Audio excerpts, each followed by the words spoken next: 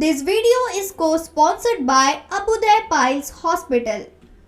महाराष्ट्र की उपराजधानी नागपुर में साल 2022 के साथ साथ शीतकालीन सत्र भी खत्म हो गया।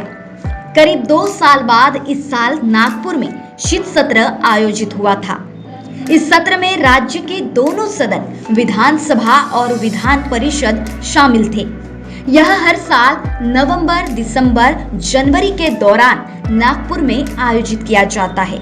शीत सत्र विकासात्मक मुद्दों और उनके समाधान के अलावा मोर्चे, आंदोलन, पक्ष और विपक्ष की तकरार से चर्चा में बना रहता है।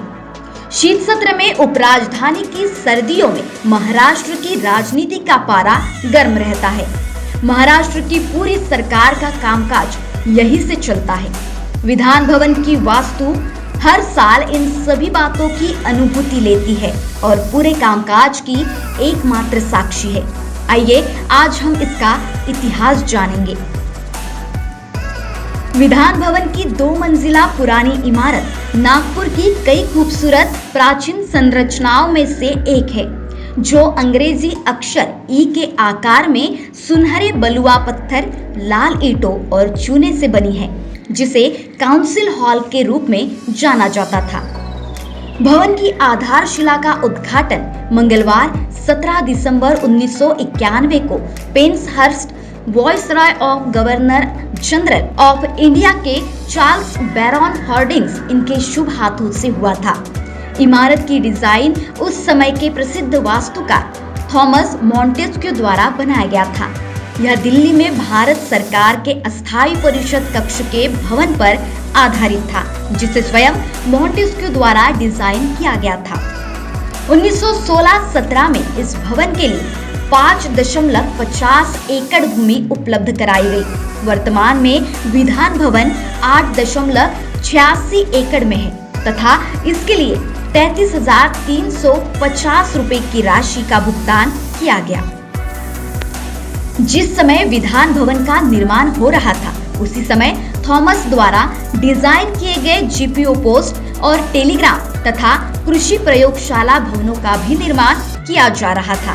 विधान भवन 1919 में कुल 5,47,508 रुपए की लागत से बनकर तैयार हुआ था। तत्कालीन मध्य प्रदेश राज्य विधानसभा के सत्र नागपुर में काउंसिल हॉल भवन में आयोजित किए जाते थे।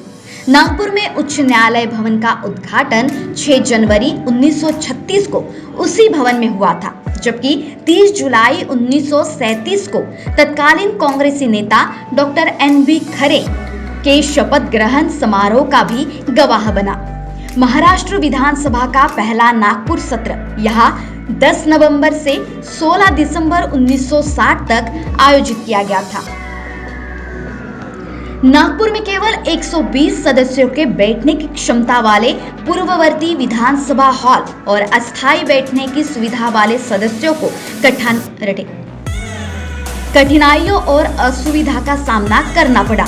विधान परिषद हॉल को 1960 के बाद केवल 1962-63 के अपवाद के बाद हर साल नागपुर में शीतकालीन सत्र आयोजित किया जा रहा है।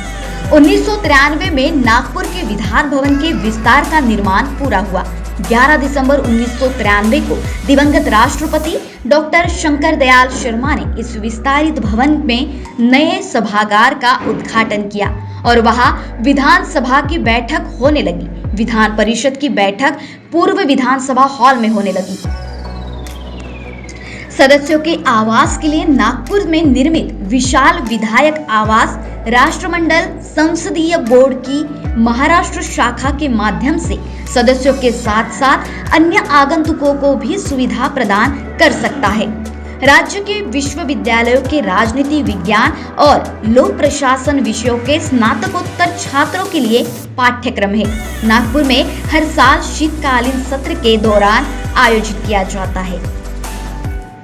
महाराष्ट्र टीवी 24 के लिए आंचल लोखंडे की खास रिपोर्ट, नागपुर।